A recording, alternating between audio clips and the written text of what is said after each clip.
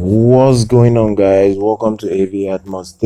Let's take a look at the box office for this week and this weekend, basically. And right now, 1917 is really blowing up at the box office.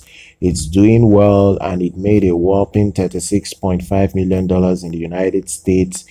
That is a decent bump from its predicted 25 million dollars heading into the weekend. That's almost an 11.5 million increase, which is fantastic. It's doing well.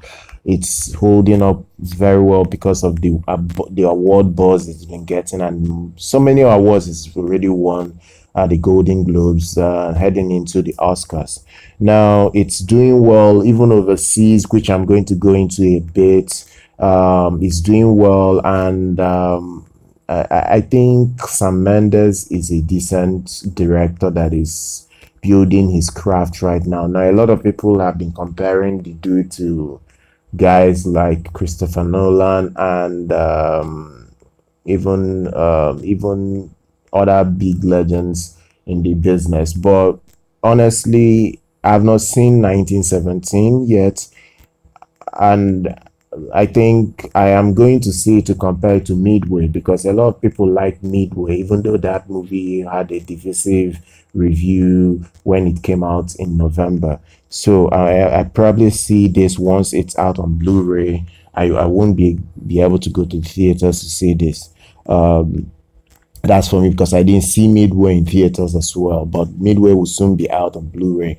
So I'll probably see that, maybe review that for the channel once it's out. So Rise of Skywalker took a very big dip. It's made, it dropped another 53%. Sorry, actually 56% in its fourth weekend. This is really bad for this movie. This movie has just been dropping and dropping and dropping so badly week after week, and I don't think it will recover from this any longer. But it made $15 million in America. I think currently it's at a total of 478 million in America, which is okay for a Star Wars movie, but not great for a finale that was pushed to be a really massive hit.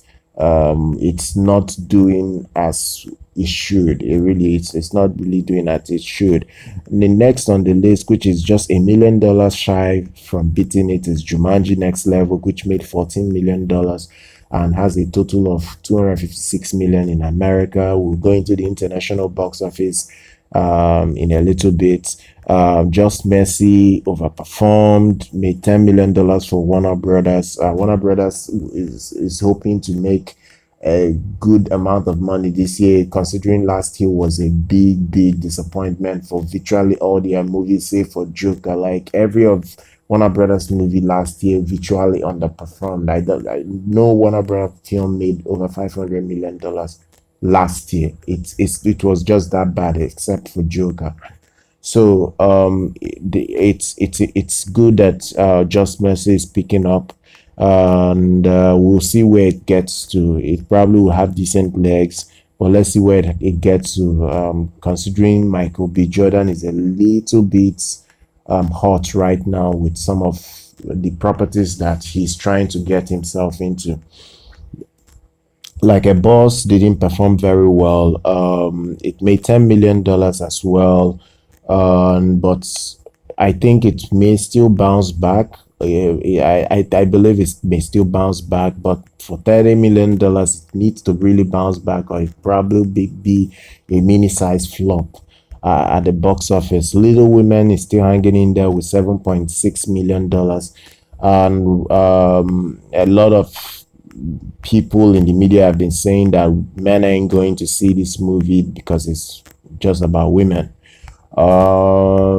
It's probably true. Most men don't like watching drama because it's boring to a degree, especially watching women do their thing for over an hour. So I can understand why most men may not want to go sit down to watch Little Women in the movies. But regardless, it's still doing well. Underwater underperformed and is a big flop right now with $7 million as an opening for it, which is terrible. And I am not impressed by this movie. It's really underwhelming. I'm only going to see it on Blu-ray. Let's take a look at the international number. We're going to use boxofficepro.com. 1917 made $19.2 million from 28 markets this weekend. Now it's bringing its total to 21.1 for a total of $60.3 million worldwide. UK was its biggest hit this weekend with $9.4 million, while Rise of Skywalker made $24.2 million this weekend for a total of $511.4 million internationally and a total worldwide of 89.6 million dollars worldwide. So basically it has less than $11 million to get to a billion, so it should be able to cross a billion by Wednesday. It will cross $1 billion by Wednesday this week, and once it does that, I will make a video congratulating it. Contrary to whatever the haters are saying, this movie is not a flop. Yes, it underperformed. It's not making the kind of money a trilogy's finale should be making, but it is no flop by any means. It's still making money for Disney, and that is the thing. And for the fact that Disney already has 7 movies hit $1 billion each at the box office, I think this is okay by my standard. I don't really care wherever it ends up at the box office right now. Jumanji Next Level made $22.6 million overseas this weekend for a total of $414 million and worldwide total of $671 million. Now, this is fantastic. I see it getting to $750 million final. It's very profitable at this point, but it's still $200+ million shy of the original. But it's all good. It's all good. At least it competed and survived against Star Wars. Now, Frozen 2 brought in an additional $19.1 million overseas.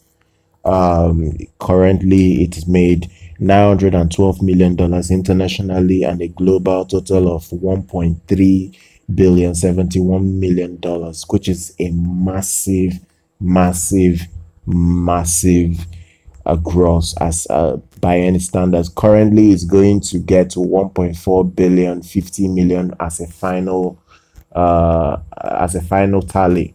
And with that, I suspect Frozen will compete with Joker to become the second most profitable film of the year behind Avengers Endgame.